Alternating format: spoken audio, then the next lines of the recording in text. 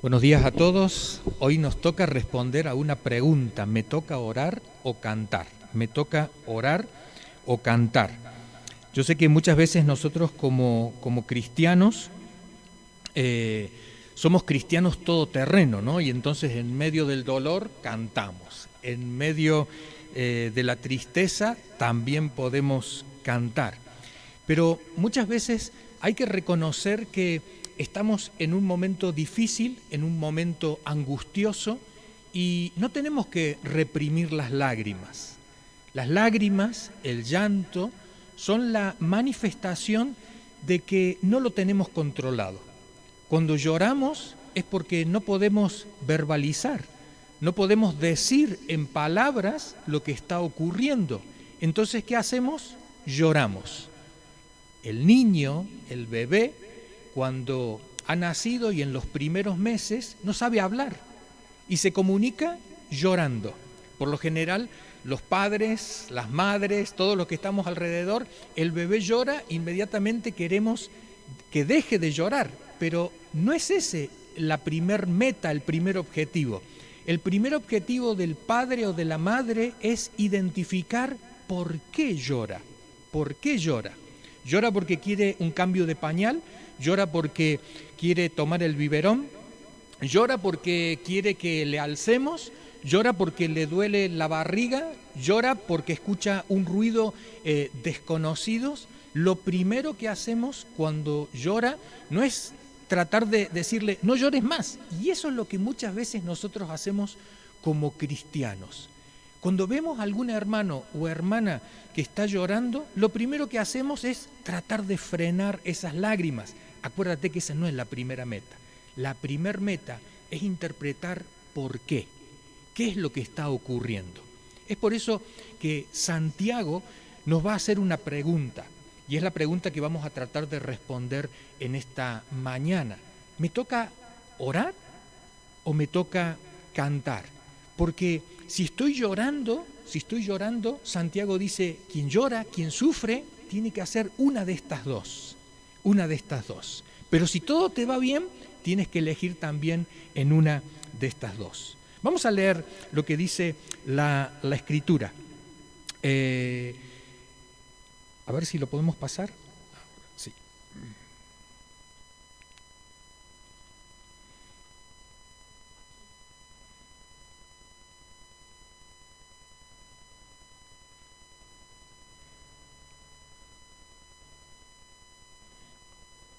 El PowerPoint.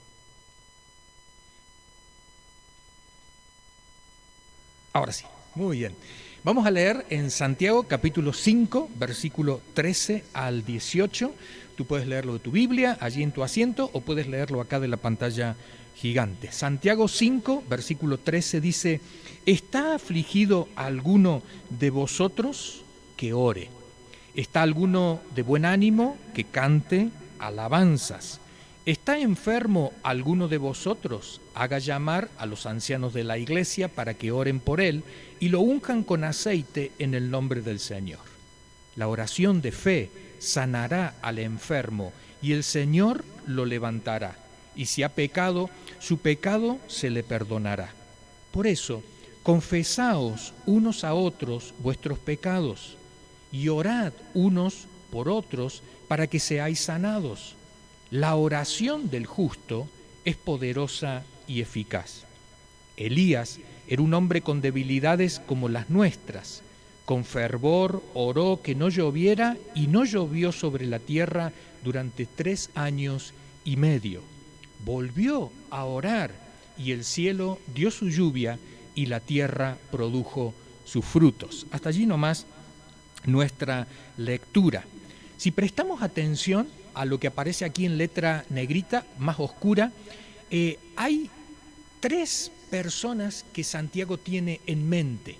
Le dice a la primera, ¿está afligido alguno? O sea que este pasaje bíblico es para los que están o los que estamos afligidos, preocupados, desesperados, ansiosos, ¿sí? Entonces dice Santiago, ¿está alguno en esta situación? ¿Qué tiene que hacer? Dice, ore, ¿sí? ¿Está alguno de buen ánimo? Este es el segundo grupo de personas. no siempre podemos estar bien. A veces es una forma de decir. Yo le decía recién a Evelyn, la esposa de Fernando, ¿cómo estás? Y la respuesta común es bien, bien, ¿no? En ruso es bien, y hay otra que no se usa en español, que es normal, normal, ¿no? ¿Cómo estás? Normal, normal, ¿no? Y entonces nos preguntamos, ¿esta es la respuesta que siempre tenemos que dar? La damos por cortesía, es una forma nuestra de saludar. Pero cuando un amigo, una amiga, alguien muy cercano tuyo te pregunta cómo estás, tú puedes saber si puedes responder formalmente o puedes responder desde tu interior, desde la sinceridad. Y desde la sinceridad muchas veces tenemos que decir, hoy no es un buen día para mí. Hoy las cosas no me están funcionando bien. Y esto no quiere decir que no sea cristiano. Soy creyente, sigo creyendo en Dios, siento a Dios al lado mío, pero algo no está ocurriendo bien. Es como cuando Jesús llega hasta la tumba de su amigo Lázaro y dice la Escritura algo que nunca habíamos visto en Jesús. Pensábamos que Jesús no tenía lágrimas y dice la Escritura, Jesús lloró. Jesús lloró, ¿no? Para los orientales, a diferencia de nosotros los occidentales, un llanto en Oriente hay que mostrar que realmente uno llora, ¿no? Dirían en algún lugar, lloraba a moco tendido. O sea, quiere decir que las lágrimas te caen, que te tienes que sonar la nariz y demás. Cuando dice la Escritura que Jesús lloró, algunos de nosotros que nos gusta frenar las emociones o frenar el llanto, decimos, sí, se le cayó una lagrimita. La Escritura dice que lloró. Acordémonos que en la antigüedad, cuando había un funeral, se contrataba a las lloronas, ¿Quiénes eran las lloronas? Eran mujeres contratadas para que lloraran durante todo el funeral. Pero ese llanto es contagioso. Por eso los bebés en la maternidad, cuando hay muchos bebés en una sala, es muy importante que si uno llora, inmediatamente hay que atenderlo. ¿Por qué? Porque todos van a llorar después. El llanto es contagioso. Y esta es una realidad. Jesús se emociona en ese momento, se le parte el corazón y llora, ¿no? Dice acá la Escritura, ¿está alguno de buen ánimo? Cante alabanzas. En aquel momento Jesús frente a la tumba de Lázaro no se puso a cantar, sino que se puso a llorar, porque era un momento difícil. Y aún más, no solamente lloró, sino dice la Escritura que se puso a orar, a hablar con el Padre Dios.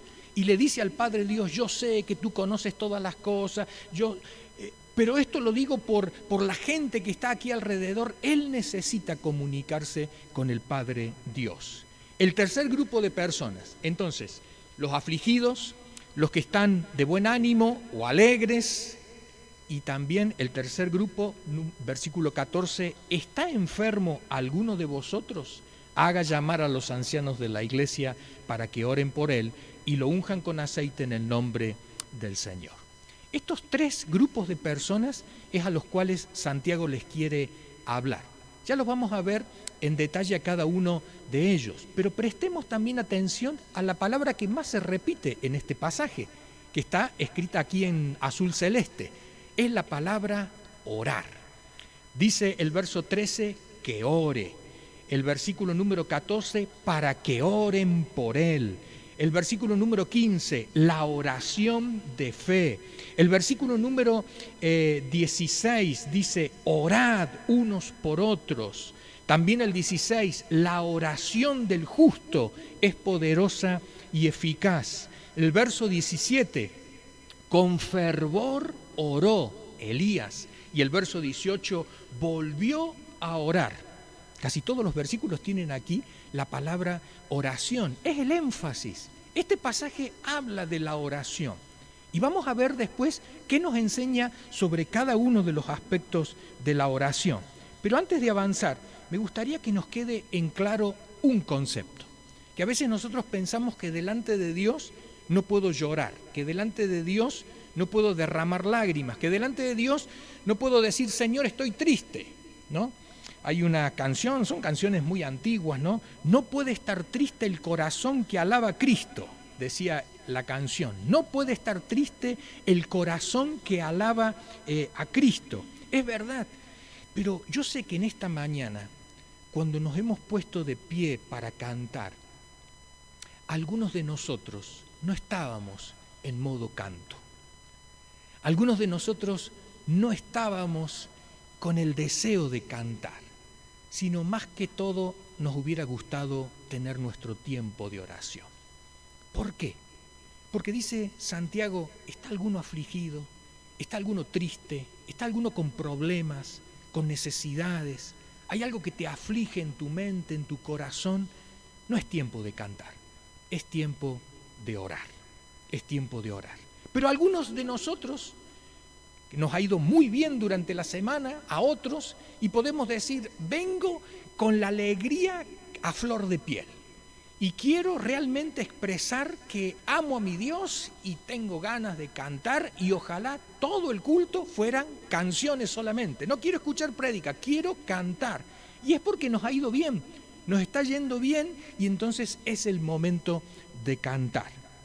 Hay dos preguntas aquí. ¿Está uno afligido? ¿Tú estás afligido en esta mañana? O dice la otra pregunta, ¿estás de buen ánimo? ¿Alguno de nosotros está de buen ánimo? Seguro que sí. En este lugar hay dos grupos de personas, los de buen ánimo y los que estamos afligidos. Ahora, para cada uno de ellos se nos dice una recomendación distinta. ¿Cuál es? Afligido, orar a Dios. El que está alegre o está de buen ánimo, ¿qué le dice?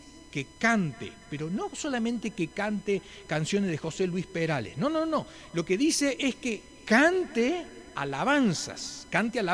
Y se da por sentado que las alabanzas, ¿a quién se le cantan?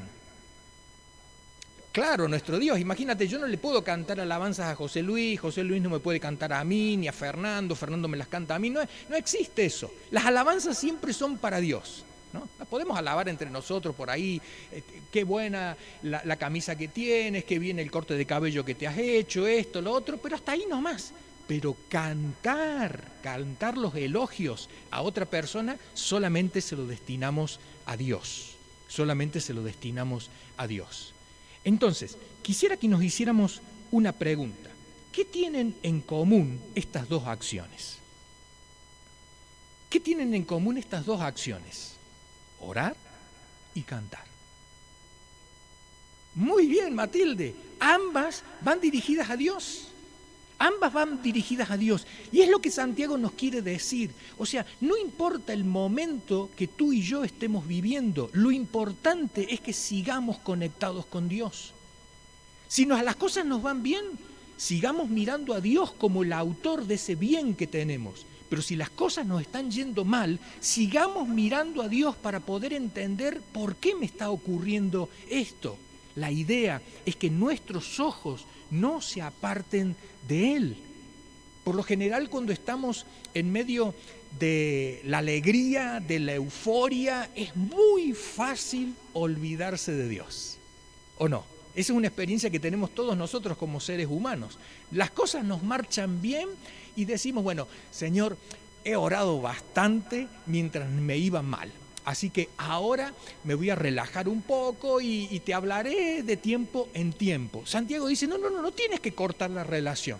No cortes la relación con Dios. Si vas a dejar de orar, o sea, de clamar, de rogar, de pedir, de interceder, ¿por qué? Porque las cosas te están yendo bien. Es lógico, Santiago dice, si las cosas te están yendo bien. O sea, si tú tienes tu casa, tu almacén, el lugar donde tú guardas los alimentos repletos, y entonces alguien te pregunta, ¿vas a ir hoy al supermercado? Y es lo que pasa que no me falta nada. No, ¿cómo no vas a ir al supermercado? Al supermercado hay que ir todos los días, es que no me falta nada.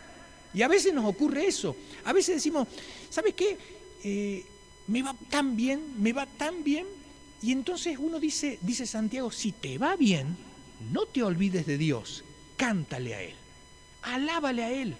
Muéstrale que tienes gratitud frente a Él.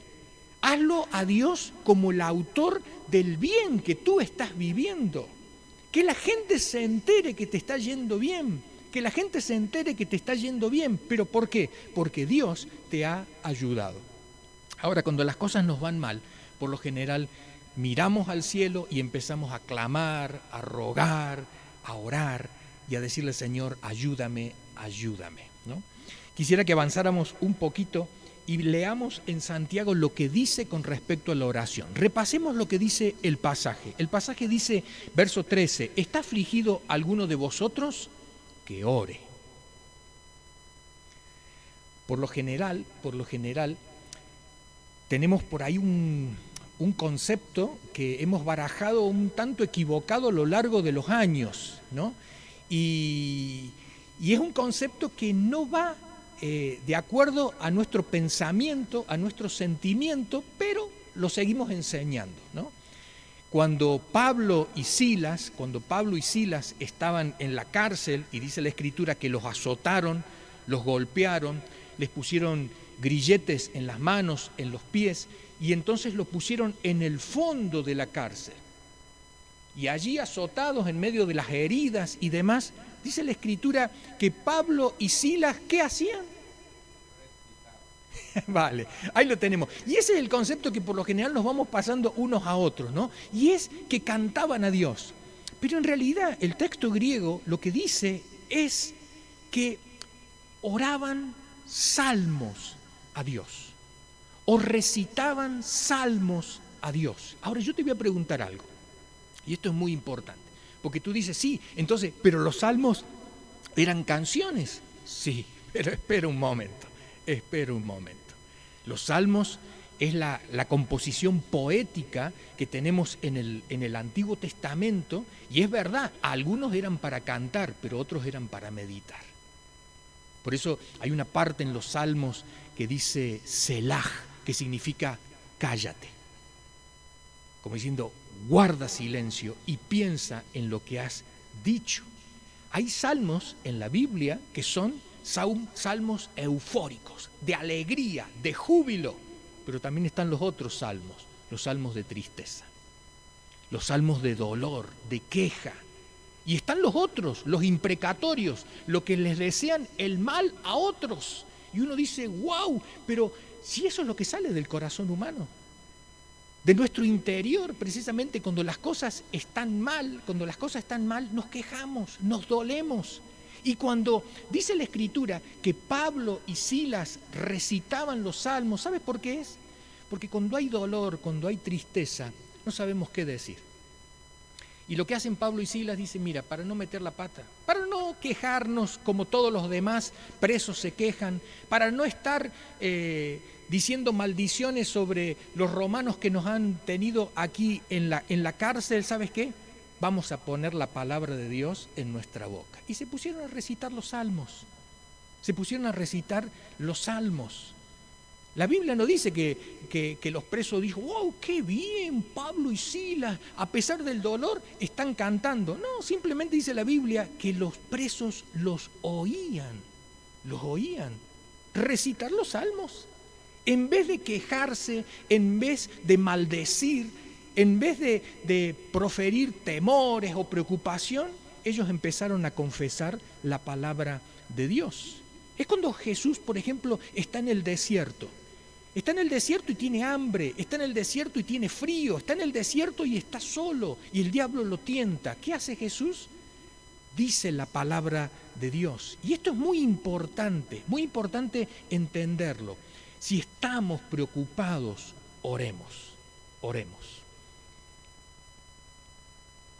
Nos comuniquemos con Dios.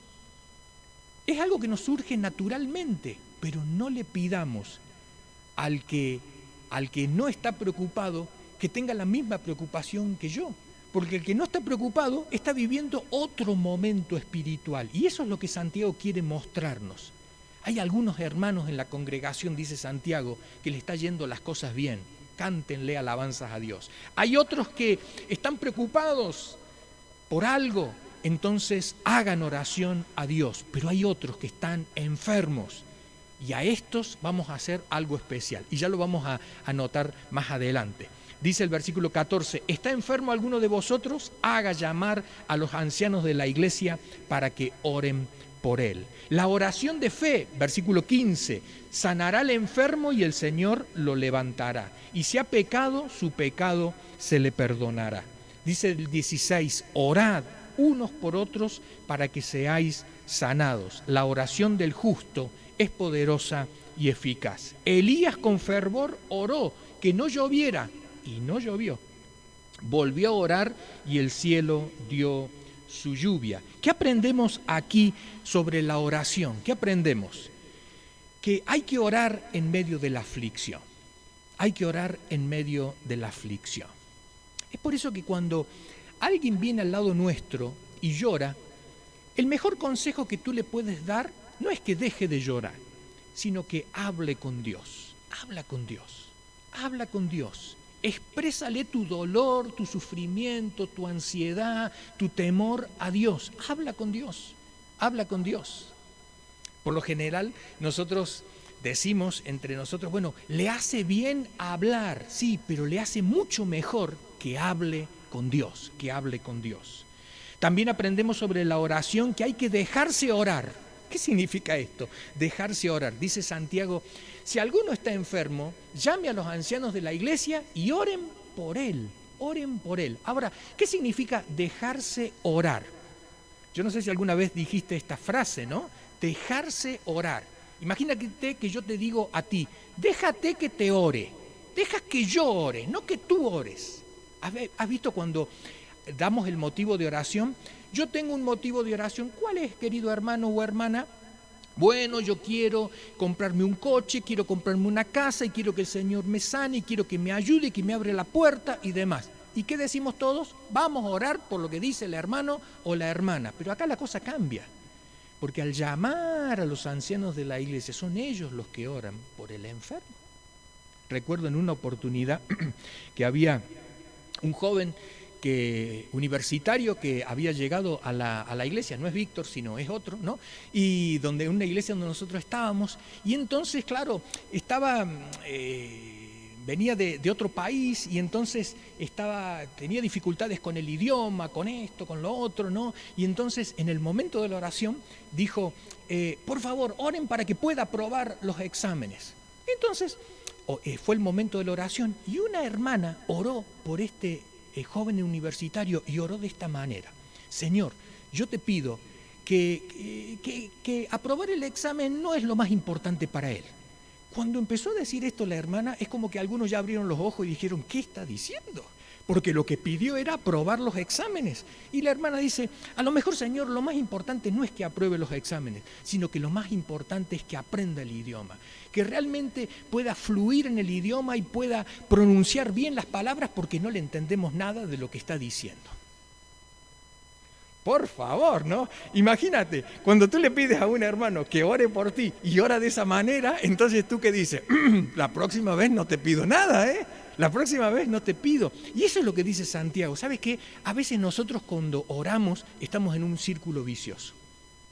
Y oramos por esto y oramos por lo otro y demás. Y es como que Santiago dice, ¿sabes qué? A lo mejor no tienes la visión clara. Llama a otras personas que sean espiritualmente maduras, que puedan acompañarte en este momento y oren por ti.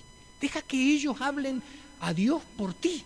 Deja que ellos hablen. Dios ya te ha oído a ti, pero deja que ellos ahora hablen y tú escucha la oración de ellos. Dejarse orar forma parte de la humildad, ¿no? La oración de fe, dice otra cosa que aprendemos, sana. La oración de fe sana. O sea, si tienes confianza, entonces al final esto viene. Orar unos por otros para ser sanados. Orar unos por otros para ser sanados. Muchas veces, cuando alguien dice, oren por mí porque me duele mucho la cabeza, estoy con jaquecas y demás, yo sé que siempre hay otros que también tienen otras dolencias, otros dolores. Y dice Santiago, oremos los unos por los otros, porque a todos seguramente que tenemos algo. Compartamos esta carga de orar los unos por los otros. La oración del justo, dice también, es poderosa y eficaz. ¿Quién es el justo? Porque por lo general nosotros tenemos el concepto de que justo es sinónimo de, a ver, digámoslo, justo es sinónimo de sin pecado, a ver, de justicia, ¿qué más? El bueno, el perfecto, ¿qué más? ¿Cómo? Honesto. Mira, te voy a dar una definición mucho más simple. Todo lo que vosotros habéis dicho entra dentro de esta categoría. Pero vamos a ir a la más simple de todas, que sería la inicial. La inicial. ¿Qué es el peso justo? ¿Qué es el peso justo? El peso justo es ni de más ni de menos. Por eso en las balanzas antiguas, en estas que se ponía aquí, dice, bueno, me quiero llevar 1 kilo de arroz. Entonces ponían aquí el peso de 1 kilo y acá empezaban a poner el arroz. Y entonces una vez que se igualaban los dos, ahí estaba el peso justo. ¿Quién es el justo delante de Dios? Es aquel que no se va ni para la derecha ni para la izquierda. Es para aquel que no está enjuiciando al hermano, pero tampoco lo está justificando. Es aquel que no va a decir que Dios lo va a sanar mañana, pero tampoco va a decir que Dios no lo va a sanar nunca. Es aquella persona que de alguna manera es madura, equilibrada. Por eso dice la Escritura que cuando Satanás le dice a Dios con respecto a Job, ¿no? Le cuestiona de que Job hace una cosa, la otra, y entonces Dios con orgullo le dice, ¿has visto a mi siervo Job? No hay justo sobre la tierra. O sea, una persona prudente, equilibrada, madura, una persona que da justo en el peso, ni por aquí más, ni por aquí menos. No tiene fe ni de más, ni tampoco tiene fe ni de menos, la justa, la necesaria para este momento. Y dice la Escritura que la oración del justo es poderosa y eficaz. Parecería ser como que entiende el plan, el propósito, la voluntad de Dios. También dice, con respecto a la oración, orad con fervor. Dice que Elías oró con fervor. ¿Qué es orar con fervor? Con ganas, con entusiasmo, ¿no? Señor, pobre de mí, miserable, que se arrastra sobre la faz de la tierra como un gusano, si tienes misericordia de mí, ayúdame. Y dice Santiago, por favor, dale un poco de fervor, de ánimo a esto. Señor, soy un gusano que se arrastra, pero Señor, en tus manos me voy a poner de pie y me voy a levantar y tú me ayudarás a poder salir adelante. Había una gran sequía en Israel, había una sequía tremenda. Y entonces dice la Escritura que Elías oró a Dios con fervor y Dios mandó la lluvia. Y Dios mandó la lluvia, pero mandó una lluvia tan pero tan abundante que lo inundó todo. Era tan fuerte la lluvia, ¿no? Y entonces la idea es esa.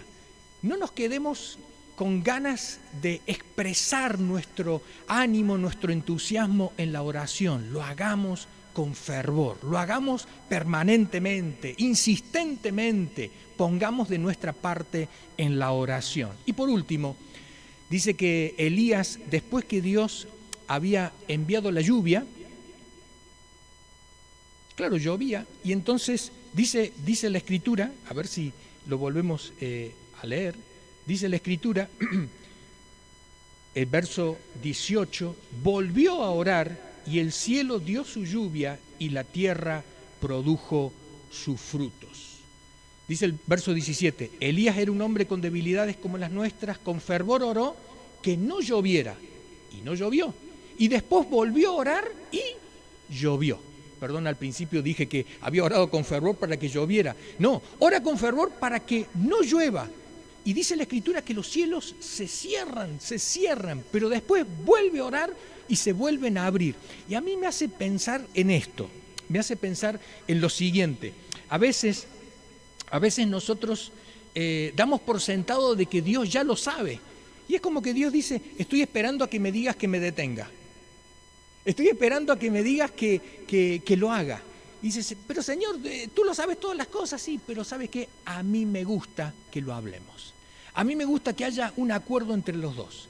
A mí me gusta que si te voy a sanar, que tú sepas que yo soy el que te sana. Por eso muchas veces decimos, a Dios le gusta que le pidamos las cosas. En realidad sí, está bien, pero también tiene que haber un acuerdo, que al final que cuando te llegue ese trabajo que tú estás esperando, no le des la gloria a tu vecino que te ayudó, a tu pariente que te hizo el contacto, al currículum nuevo que presentaste, sino que al final tú puedas decir, este fue Dios, porque yo lo he hablado con Él, se lo he pedido y Dios me lo ha concedido. Por eso es muy importante el hecho de pedirle, como hace Elías, Señor, te pido que no llueva.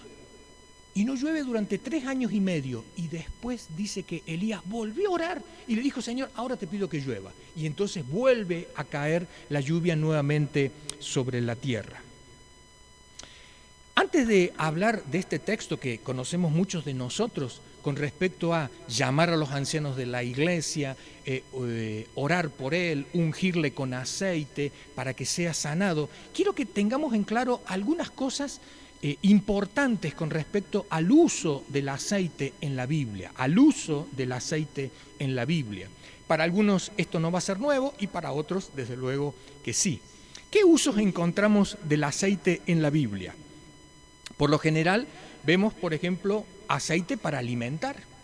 Al igual que aquí en la península ibérica, estos olivas que hay, también estaba en aquella tierra, ¿no? Y entonces el aceite de oliva era muy común en aquel lugar. Entonces, aceite para comer, para alimentarse. Aceite para iluminar. Nos acordamos de aquellas parábolas de las lámparas que llevaban las vírgenes, ¿no? Y se olvidaron de traer aceite consigo, ¿no? Entonces, aceite para iluminar. No se te ocurra comerte el aceite para iluminar. Es lo mismo que coger el aceite que tú pones en tu coche y decir, con esto me voy a cocinar unos ricos huevos fritos. No lo hagas. ¿Sabes por qué? Porque es un aceite diferente, También está el aceite para sanar, Y ya vamos a ver algunos ejemplos. Hay que entender que en el tiempo de Jesús y antes del tiempo de Jesús, claro, la medicina no estaba tan adelantada como ahora. Y entonces se utilizaban muchos remedios caseros, como por ejemplo el aceite, el vino, algunos otros frutos secos que, por ejemplo, se ponían sobre las heridas y demás. La idea era poder suavizar, cicatrizar, que no haya una infección, etc. En nuestro tiempo, por ejemplo, ¿qué elementos usamos? Por ejemplo, el aloe vera. Si tú te fijas en internet, hay uso del aloe vera para todo, ¿no? Si ese aloe vera hubiera estado en el tiempo de Jesús, quizás hubiera estado dentro de los recursos para usar como medicina, para poder sanar.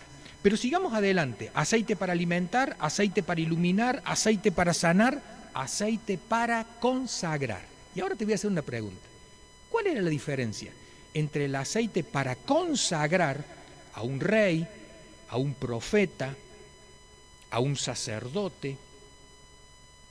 También se utilizó el aceite para consagrar todos los elementos del tabernáculo, del santuario, ¿no? Las mesas, los tazones, esto y demás. Ahora te pregunto, ¿habría alguna diferencia de este aceite para consagrar con respecto a los otros? Hay una diferencia que es la que marca lo que es distinto. Esto es para comer, esto es para sanar, pero esto es para consagrar. ¿Alguien sabe qué característica tenía este aceite para consagrar?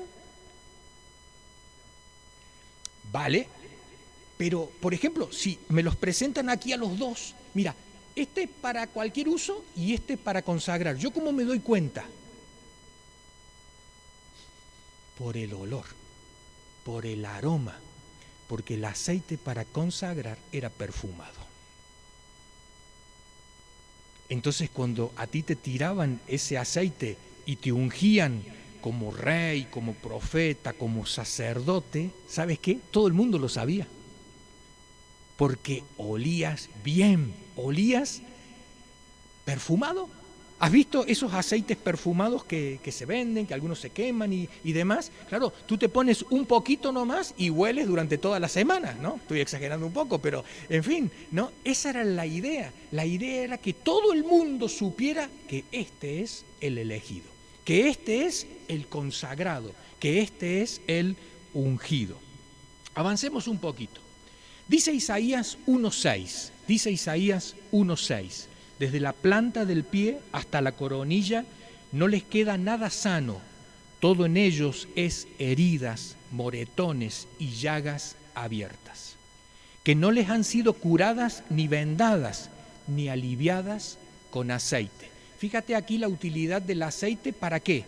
Para las heridas, para los moretones, para las llagas abiertas. ¿Cuál es la función que tiene?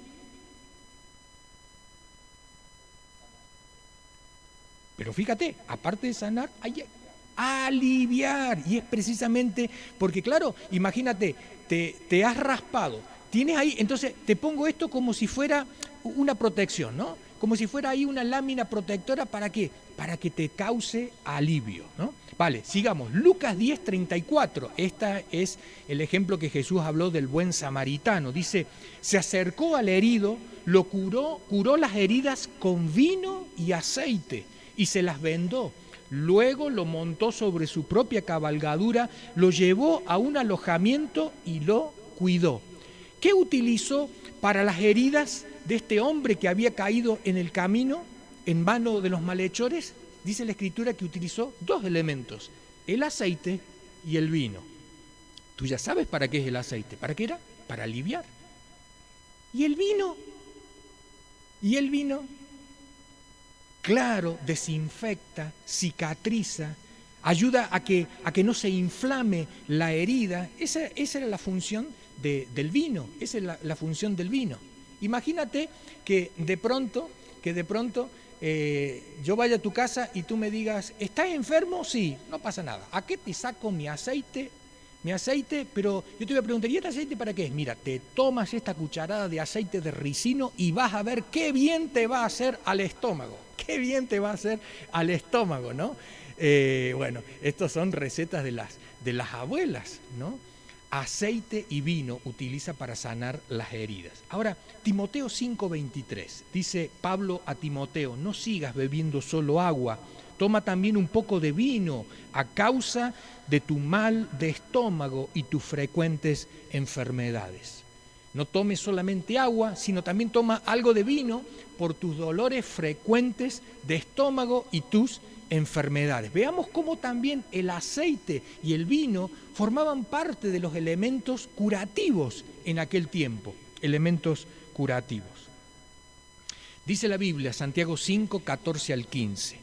¿Está enfermo alguno de vosotros? Haga llamar a los ancianos de la iglesia para que oren por él y lo unjan con aceite en el nombre del Señor. La oración de fe sanará al enfermo y el Señor lo levantará y si ha pecado su pecado se le perdonará. Notemos que aquí hay tres pasos para el enfermo que tiene que hacer. ¿Cuáles son los tres pasos?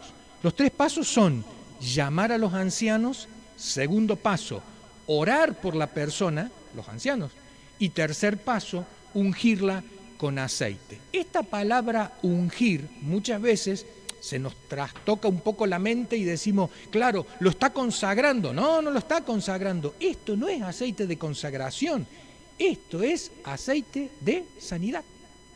Los otros días hablando con Guido sobre este tema, me hizo una alusión que, bueno, yo no sabía, pero bueno, digo, seguramente que esto, como en todas las cosas, ¿no? Me comentó que hay toda una cantidad de aceites diferentes para diferentes tipos de enfermedades, dolencias y demás.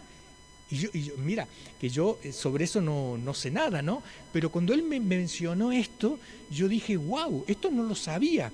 Un montón de tipos de aceites utilizados para diferentes dolencias, enfermedades y demás. En el tiempo de Jesús, Jesús le dice a los discípulos, vayan por todas las aldeas de dos en dos, echen fuera los demonios, unjan con aceite a los enfermos ungir no es precisamente poner una gotita aquí en la frente.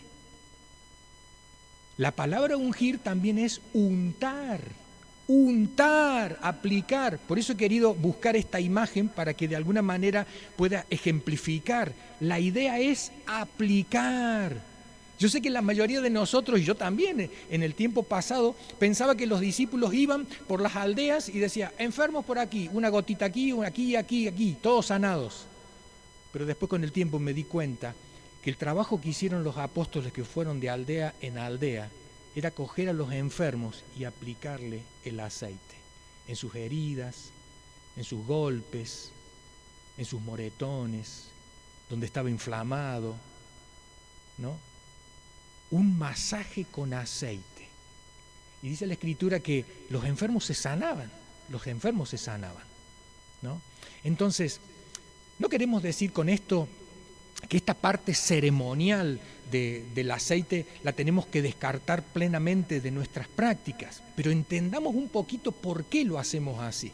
Nosotros tenemos una herencia de la Iglesia Católica y también de la Iglesia Ortodoxa, donde el aceite ha sido utilizado siempre para consagrar a los enfermos, para darles la extrema unción, para que el enfermo también se levante. Pero eso ha sido una práctica que en la Biblia no está, no existe de esa manera.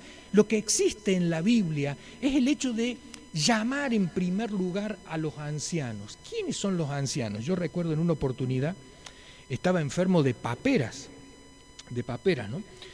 No sé, ¿se llama acá paperas también, José Luis? Sí, vale, que la inflamación aquí, ¿no? Y entonces me acuerdo que yo estaba muy mal, tenía toda la cara hinchada y yo pensaba, era muy chico, ¿no? Yo pensaba, me voy a morir y me voy a explotar. O sea, mi muerte va a ser por explosión, ¿no? Iba a crecer tanto así, ¡puf!, iba a explotar, ¿no? Y entonces me acuerdo que yo estaba mal, ¿no? Y mi madre no me explicaba o ella no sabía realmente qué era lo que tenía. Entonces su preocupación y demás llamó a uno de los ancianos de la iglesia. Entonces vino uno de los ancianos que yo ni conocía. En aquel momento había 4 ancianos. Yo a este no lo conocía. A uno sí tenía más trato y demás. Este vino y se pasó todo el tiempo, y esto sin desmerecer la visita, pero en realidad no cumplió el efecto que a lo mejor dice acá la Escritura, ¿no? Se pasó todo el tiempo hablando con mi madre, preguntándole cómo le iba y demás, y al final después oró por mí y se fue. Pero yo no obtuve la respuesta que yo necesitaba. ¿Sabes lo que yo necesitaba? Yo necesitaba que me visitara alguien que para mí era una autoridad espiritual. ¿Y sabes quién era una autoridad espiritual para mí? Que me iba a ayudar muchísimo y me iba a comprender. Mi maestro de escuela dominical. Mi maestro de escuela dominical, si hubiera venido cuando yo estaba enfermo ahí, eso a mí me hubiera ayudado muchísimo. Porque me conocía, sabía lo que yo hacía. Había visto mis trabajos, mis pinturas, lo que yo había respondido en los cursos bíblicos y demás. Esa persona para mí estaba cercana.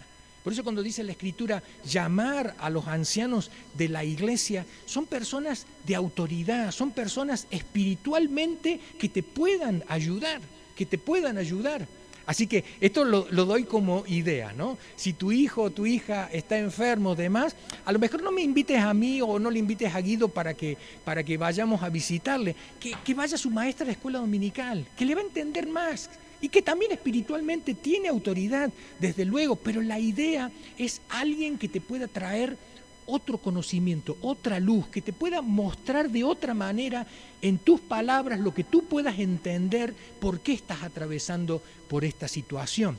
Porque acuérdate que en esta visita también ocurre la confesión. Y uno no se abre a cualquiera, sino se abre a aquel con el cual tiene confianza, Muchas veces cuando hay adolescentes que se drogan, ¿no? Y que, bueno, tienen malas compañías y demás, y al final no saben cómo salir de eso. Entonces las madres o los padres preocupados nos llaman y nos dicen, habla con él. Y yo lo primero que le digo al padre y a la madre es que no lo conozco. No se va a abrir conmigo, yo no lo conozco. Y me dice, bueno, haga lo que pueda, Eugenio, pero, a ver, voy a hacer lo que pueda. pero necesito tiempo. Necesito tiempo para que él vaya tomando confianza y se pueda abrir, porque si no va a ser muy difícil que pueda ayudarle. Llamar a los ancianos de la iglesia es llamar a una autoridad espiritual para la persona que está enferma. En segundo lugar, orar por la persona. Pero orar, como te decía, como esta hermana oró por este joven universitario. Orar lo que yo no oraría. Dejar que el otro ore por mí.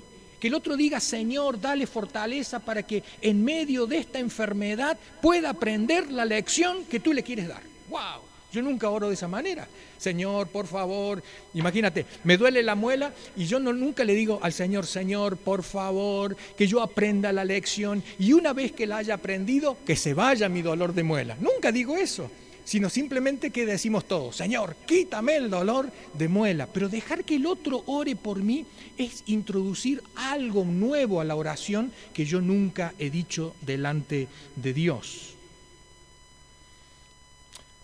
Los otros días también hablando con Guido, les decía, mira, yo en mi experiencia, cada vez que me invitan a orar por un enfermo moribundo, siempre se muere.